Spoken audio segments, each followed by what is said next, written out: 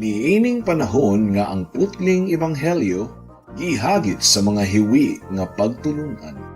Kinahanglan mo barug ang mga tinun-an ni Kristo sa pagpakigbisog sa paglaban sa pagtuo, nga makausa ug alang sa tanang panahong gihatag sa Dios ngadto sa iyang katawhan.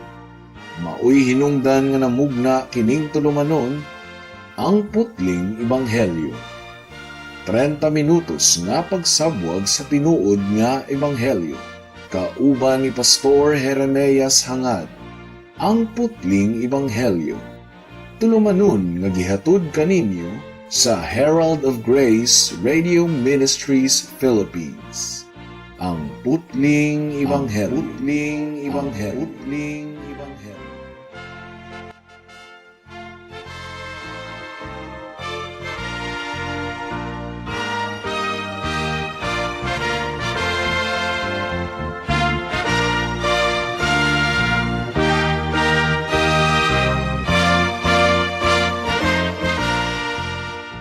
Mayong hapon Mabinay, mayong hapon Negros Oriental, Negros Occidental, Guimaras, Dumaguete City ug kutob sa tanang gidala sa Ginoo sa pagpaminaw niining atong programa nga giuluhan og ang putling ebanghelyo.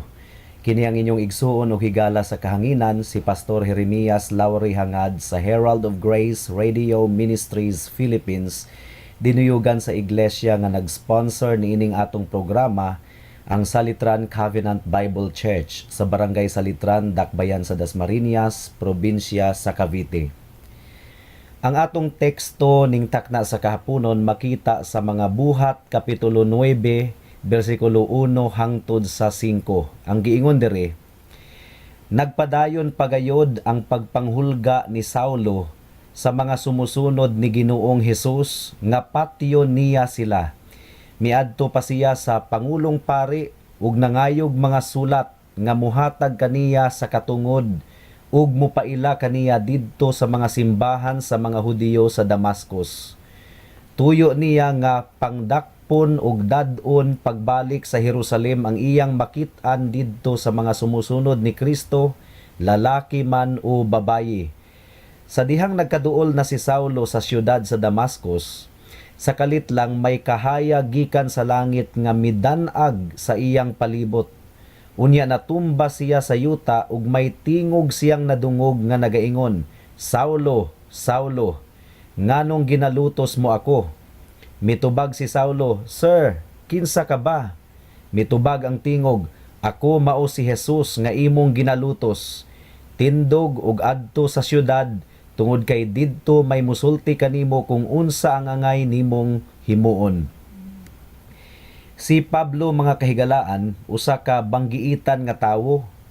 Nagbiyahe siya padulong sa Damascus aron dakpon, pirisuhon ug ipapatay ang mga magtutuo ni Kristo.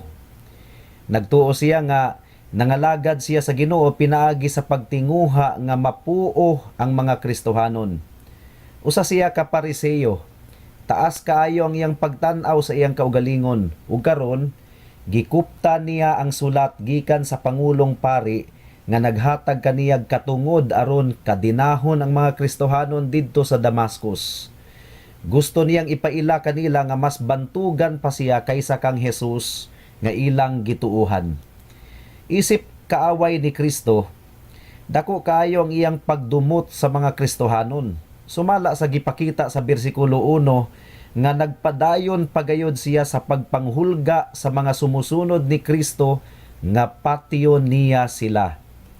Ug tungod kay abogado man siya, nahimo niyang legal ang iyang plano sa pagpuo sa mga Kristohanon. So klaro kaayo nga anti-Christ gayud si Pablo kaniadto, mga kahigalaan.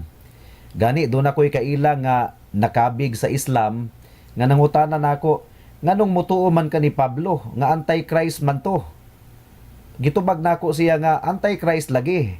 Pero pagkadako gayod sa grasya o gahom sa Dios nga ang anti-Christ nahimong matinud-anon nga magwalali sa iyang ebanghelyo. Mao ka na ang nahitabo ni Pablo, mga kahigalaan. Ug maupod ka na ang mahitabo sa tanang mga tawo nga pagaabton sa grasya sa Ginoo bisan pa ning takna sa kahaponon.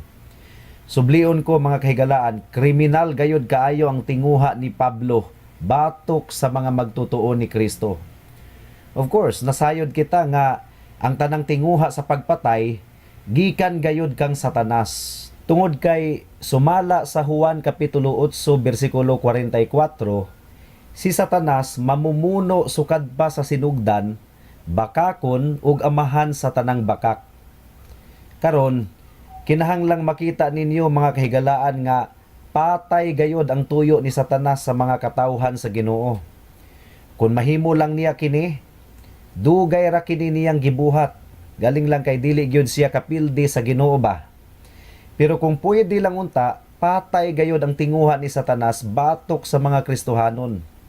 Mga Kristohanon raman po ang iyang gidumtan kaayo. Kung inyong basahon ang kasaysayan sa kalibutan, mga Kristohanon ra ang nakasinati og mga paglutos. Wala day lain. Wala jud kay mabasahan nga dunay Muslim o Hindu o Buddhist o bisan pag-unsang mga kulto nga grupo nga gipanglutos. Wala gayod. Ang mga tinuod nga Kristohanon lamang nagpasabot kini nga nailhan ni Satanas ang mga tinuod nga sumusunod sa atong Ginoo. Dili niya hilabtan ang mga katawhan nga iya na. Ug daghan pod kaayong armas ni si Satanas. Pwede niyang gamiton ang gobyerno, edukasyon, mga scientist, ug uban pang mga tawo aron dauton ang mga Kristohanon. Apan bisan pa niining tanan mga kaigsuonan, nagpabilin gihapon nga nagmadaugon ang ebanghelyo ni Kristo. Nagmadaugon kini kang Pablo nga nagdescribe sa iyang kaugalingon isip pinakalabaw nga makasasala. Nagmadaugon kini sa kinabuhi sa dili na maihap nga mga katawhan nga hugot kayong nagdumili kaniya kaniadto. Apan nahumok ra gihapon ang ilang kasing-kasing ug nahimo silang matinud-anon nga nangalagad ug nagpasakop na kang Kristo, ang Dios sa tanang mga Dios ug hari sa tanang mga hari. Adunay duha ka bahin ang atong pagpamalandong ning takna sa kahaponon. Una, atong sundon ang mga detalye sa pagkakabig ni Pablo. Ikaduha, atong tan-awon ang gahom ni Kristo sa pagpildi sa iyang mga kaaway ug sa paghimo kanilang iyang mga matinud-anon nga sulugoon. Magampo una kita. Dios nga labing gamhanan, sa among pagpamalandong sa imong pulong karon, hatagi kami og igdulungog sa pagpaminaw niini. Ug ablihi ang among mga mata aron among makita ang kamatuoran sa imong pulong. Sa ngalan ni Jesus. Amen. Mudangat na kita sa unang punto, ang pagtan-aw nato sa mga detalye sa pagkakabig ni Pablo ngadto kang Kristo. Kung atong sudungon si Pablo sa dalan padulong sa Damascus, atong makita ang batan-on nga tawo nga puno kaayo sa kadasig sa iyang prinsipyo nga gibarugan. Nagtuo siya nga nangalagad siya sa Ginoo pinaagi sa pagluto sa mga Kristohanon. Unsa kahano kung dunay nag-interview niya niadtong taknaa nganong iya tong gibuhat? Ingon tingali niini ang iyang tubag. Patay si Jesus nga taga Nazaret. Unsa man, nagtuo mo nga mutuo ko nga siya ang gisaad nga Mesiyas? Sumala sa among balaod, tinunglo ang tawo nga gibitay sa kahoy. Unya kay gibitay man si Jesus. Himuon de sa Dios nga Mesiyas ang tinunglo nga mini nga propeta, dili gayod. Ang iyang mga sumusunod nagwali nga buhi kuno si Jesus ug naghimo og mga milagro. Bakak gikan ni Satanas kadtong mga milagruha. Kuyaw kaayo ni nga sekta. Mao nga puuho nako kini sa dili pa kini magmalampuson sa pagpuo sa namat-an nako nga relihiyon sa mga Hudiyo. So more or less mga kahigalaan, ingon gayod niini ang tubag ni Pablo. Kung dunalay nag-interview kaniya samtang nagsakay siya sa iyang karwahe o kabayo bakaha padulong sa Damascus. Bisan pa sa pagkaedukado ni Pablo, buta siya sa espirituhanon nga mga butang.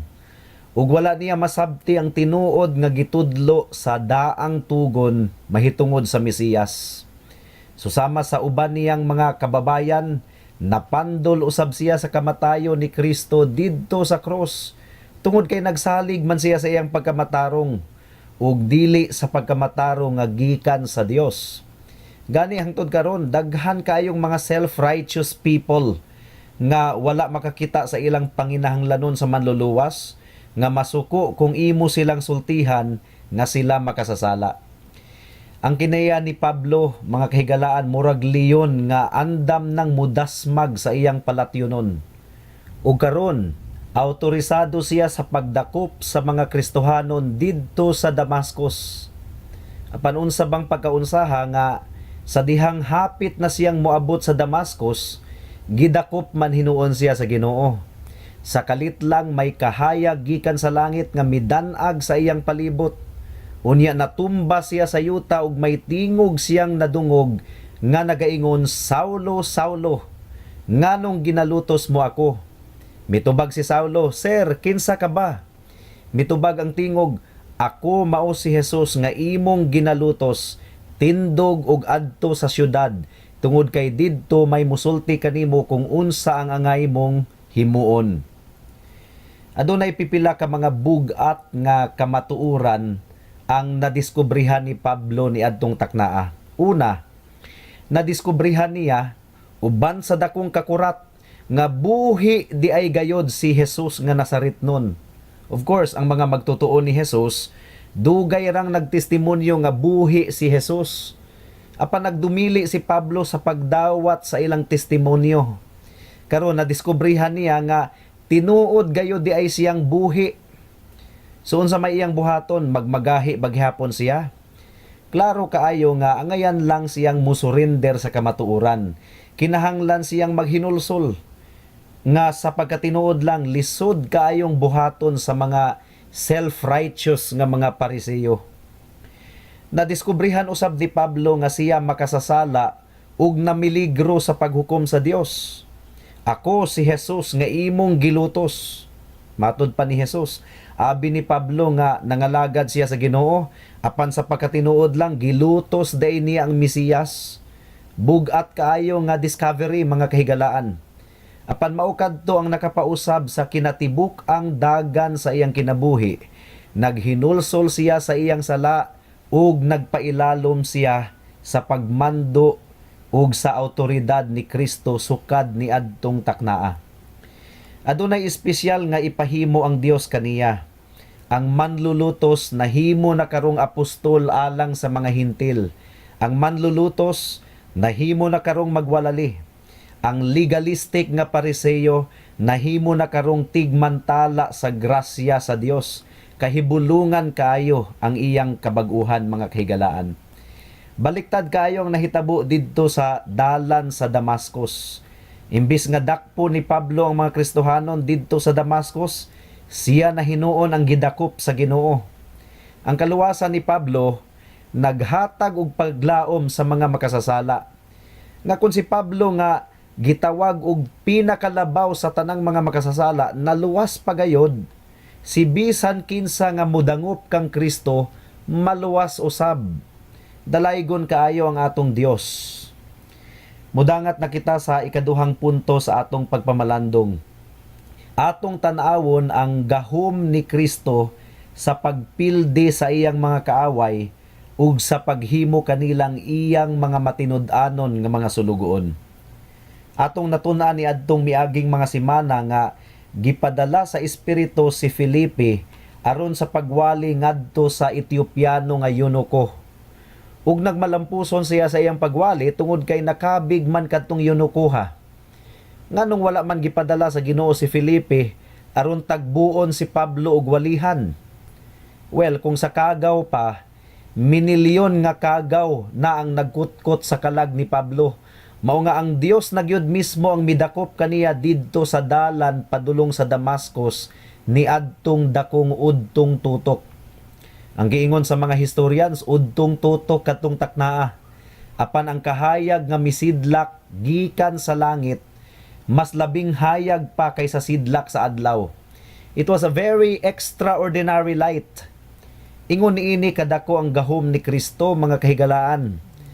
Patilawon sa niya ang tawo og kalampusan, adisir siya mupakgang ni anang tawhana. Wala dakpan ni Hesus si Pablo sa dihang pahawaay pa siya didto sa Jerusalem. Gipasagdahan sa niya si Pablo nga makabiyahe og taas kaayong distansya hangtod nga hapit na gayud siyang musulod sa siyudad sa Damascus. Duol na gayud unta siya sa kalampusan sa iyang tumong. Abi niya og smooth na ang tanan, apan sa kalit lang mipakgang ang Dios sa iyang laraw. Ug na frustrated dili lang si Pablo kundili labaw sa tanan si Satanas nga naghunghong kang Pablo nga buhaton ang pagpanglutos. Hinaot nga makita ninyo mga kahigalaan nga ang nahitabo kang Pablo, ilustrasyon kini sa mahitabo sa mga kaaway ni Kristo sa adlaw sa paghukom. Sa katapusang mga adlaw, when everything seems to be in favor of the devil, mas mudaghan ang pagkadautan, ang mga katawhan mamiya na sa Ginoo, mubalik sa kalibutan, mag-enjoy kayo sila sa ilang kasalanan, and all of the sudden, mubudyong ang trumpeta sa pagbalik ni Kristo aron sa paghukom, ug malisang kaayo ang tanang mga misupak sa Ginoo. Makita usab nato niining panghitabua mga kaigsuonan nga nakig-usa gayud kaayo si Kristo sa iyang iglesia. Kinsa man di ay ang gilutos ni Pablo? Di ba ang mga Kristohanon man ang gilutos ni Pablo?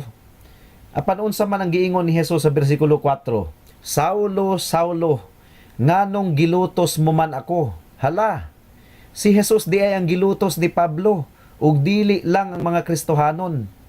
It means that to persecute the church means to persecute Christ.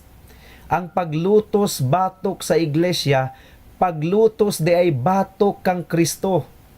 Seryoso kini mga kahigalaan, mulaban gayod si Kristo sa iyang iglesia. In all of our spiritual battles, dili magpakabuta si Kristo, aktibo gayod siyang musangka alang sa iyang mga katawhan, dalaygon kaayo ang iyang ngalan. Pagkadako usab kaayo ang pagpailob ni Hesus sa kinabuhi ni Pablo.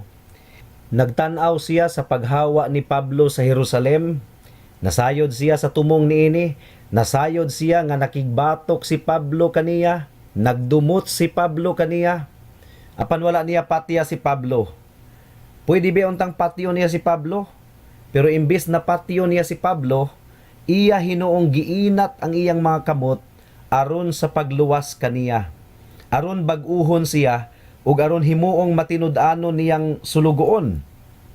Hinaot nga nakita ninyo ang kadako sa gahom ni Kristo sa pagbag-o sa kinabuhi sa usa ka tawo.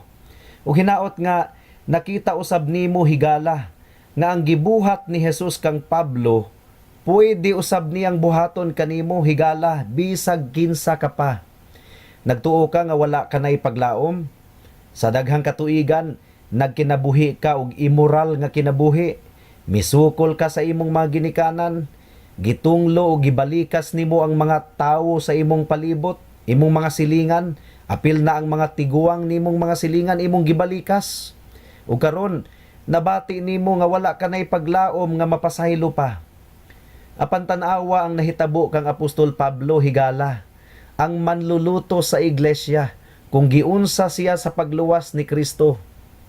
Tanawa si Hesus nga bisag gilansang siya didto sa krus, nagampo gihapon alang sa mga makasasala. Amahan ko, pasaylua sila kay wala sila masayod sa ilang gibuhat.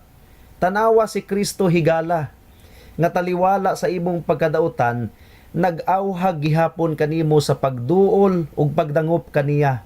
Umari kamo kanako, kamong gikapuyan ug gibugatan ug papahulayon ko kamo. Tamuri ang pagtawag ni Hesus higala, duol kaniya aron ikaw maluwas. Tuguti ko sa paghatag kaninyo og ilustrasyon sa gahom ni Hesus sa pagluwas sa mga makasasala. Kining maong sugilanon nahitabo daghan ng mga katuigan ang milabay didto sa Black Forest sa Germany. Ngit-ngit kaayo ang kagabhion didto sa maong lasang, apan naiwagan kini sa mga sulo nga gibugsok sa mga armadong mga tulisan. Nagbinahinay na diay sila sa ilang mga butang nga ilang natulis sa mga kabalayan, mga bag, mga sinina ug uban pang mga mahalong mga butang. Apil sa ilang natulis ang usa ka New Testament Bible. So gibayaw sa batan-ong miyembro sa ilang gang ang maong Biblia ug nangutana kinsay gusto aning Biblia. Nahugyaw silang tanan og pangatawa. Ug usa sa ilang mga kauban nagkomedya nga basahon kuno niya ang usa ka kapitulo alang sa pagpalig-on kuno sa ilang kalag. Giuyunan pod sa tanang mga miyembro ang maong sugyot ug mibuklat ang maong tawo sa Biblia ug bugal-bugal nga giawat ang lihok sa pastor ug gibasa ang buhat kapitulo 9 ang atong teksto karong hapuna. Samtang gibasa niya kini, sige lang og pangatawa ang iyang mga kauban.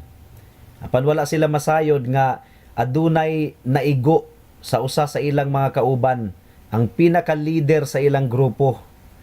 Kalit lang siyang nahilom, mipungko sa daplin, ug naghuna-huna og lawom kaayo. Nahitabo manggod nga kining kapituluha nga iyang nadunggan, maupod ang iyang nadunggan 30 na katuig ang milabay. Niadtong batan-on pa siya sa balay sa iyang mga ginikanan, sa adlaw mismo nga milaya siya gikan didto. Sa kalit lang mibalik ang iyang panumduman, nahunahunaan niya ang iyang tatay ug nanay, ang iyang mga igsuon ug ang tanang malipayong mga memories sa iyang panimalay ni adtong hingkod pa siya. Sukad ni adtong mibiya siya sa ilaha, wala na gayud siya nakabuklat og Biblia, wala na pud siya nakaampo sukad ni adto, ug wala na siya nakahuna-huna sa Ginoo ug sa eternidad.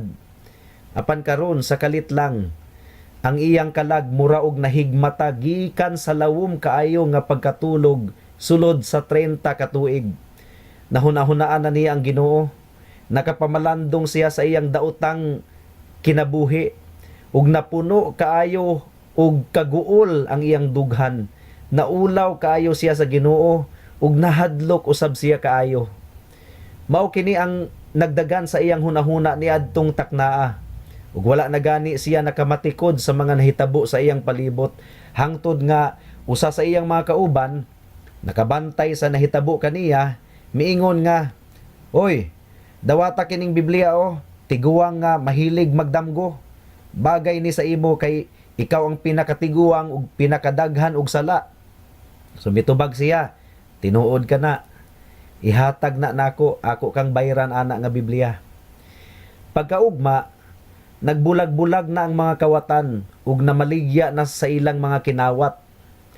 Kadtong tiguang nga, milakaw usab apan wala gayud siya namaligya sa iyang bahin sa ilang kinawat. Miadto hinuon siya sa hilom ug tago nga lugar. Nagpabilin siya didto sulod sa daghang mga adlaw ug nagbasa ug namalandong sa Biblia nga iyang nabatunan. Ug samtang nagbasa siya, nagtulo ang iyang mga luha gumikan sa iyang mga sala, ug tininud-anay gayod nga nagampo alang sa kapasayloan sa Ginoo. Nakabaton og kalinaw ang iyang kasing-kasing gumikan sa iyang pagtuo sa saad sa Ginoo, sa kapasayloan sa tanang mga mutawag kaniya ug mudangop kaniya, ug nahimo siyang bag-ong binuhat. Pagkataod-taod, miadto siya sa lungsod aron makikita sa usa ka magwalali sa ebanghelyo sa usa sa mga simbahan didto. Didto nadunggan niya nga ang iyang mga kauban nangadakpan na ug nangapriso na. Iyang gikumpisal sa pastor ang iyang mga nabuhat ug ang kabag-uhan nga iyang nasinatian. Ug misurrender dayon siya sa mga pulis. Ang tanan niyang mga kauban gisilutan og kamatayon. Apan ang iyang pag-angkon sa iyang sala ug klaro kaayo nga paghinulsol ang nakaluwas kaniya gikan sa death sentence. Gipriso lang hinuon siya. Apan tungod kay nagpadayon siya sa pagkinabuhi nga binag-o na sa Dios, gihatagan ra pud siya og pardon ug gibuhian ra siya gikan sa bilangguan. Dunay opisyalis sa gobyerno nga mihatag kaniya og trabaho ug napamatud-an gayod nga nahimong panalangin ang iyang kinabuhi sa tanang mga naa sa palibot niya sa nahabiling mga katuigan sa iyang kinabuhi. Higala, nakita mo ba ang gahom ni Jesus sa pagluwas sa mga makasasala? Giluwas niya si Pablo. Giluwas niya ang kawatan sa atong sugilanon. Ug gamhanan usab ang Dios sa pagluwas kanimo higala. Pag hinulsol sa imong mga sala, dangop kang Hesus. Pasayloon kaniya. Hugasan niya ang imong mga sala ug himuon kaniyang usa sa iyang mga karniro. Dili kaniya isalikway kung muduol ug mutawag ka kaniya. Buhata kini karon dayon kay basin ug ugma ulahi na ang tanan. Adunay gahom ang Ginoo sa pagluwas bisan pa sa pinakadaotang tao sa tibuok kalibutan. Ug kung nabahati nimo nga ikaw ang pinakadautan, susama sa nahitabo ni Pablo, luwason usab ikaw ni Kristo kung mopaubos ka sa imong kaugalingon. Muangkon sa imong mga sala, maghinulsol sa imong mga sala, mubiya sa imong mga sala, ug musalig sa kamatayon sa dugo ni Hesukristo nga igo na isip tibuok nga bayad sa tanang silot sa imong sala. Higala duol kang Hesus karon dayon, luwason kaniya, maluluyon siya, duol kaniya. Amen. Hangtod din hilang kita taman sa atong pagtuon karong takna tungod kay wala na kitay oras pa. Ako kamong padayon nga giimbitar sa pagpaminaw ni ining atong programa sa matag Miyerkules alas 6 hangtod sa alas 6:30 sa hapon dinhi sa Power 102.1 RFM. Daghang salamat.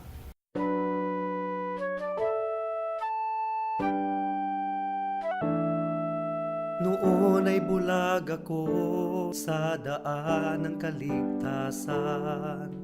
Tulad ng marami, nakatuon ako sa sarili.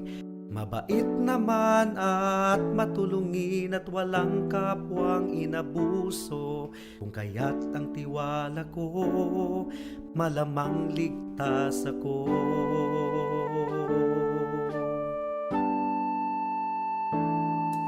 Ngunit ang isipan ko'y binuksan ng Panginoon.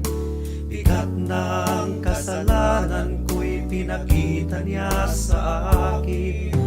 Dagdag pa ang aking puso, likas na sa Diyos ay umaayaw. Kung kaya't ako'y nabahala sa aking kaluluwa. Ano nga bang batayan ng katubusan at kaligtasan ng isang katulad kong makasalanan?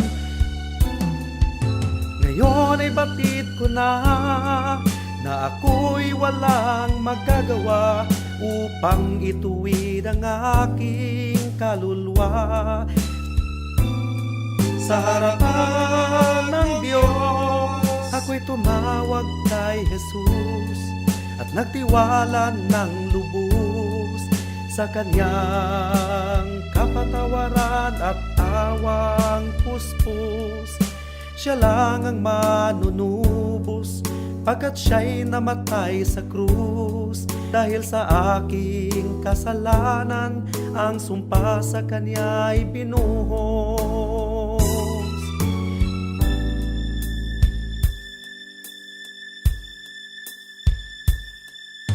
Ngayon ay tiyak ko na ang aking kaligtasan, aking nararanasan, tunay na kapayapaan.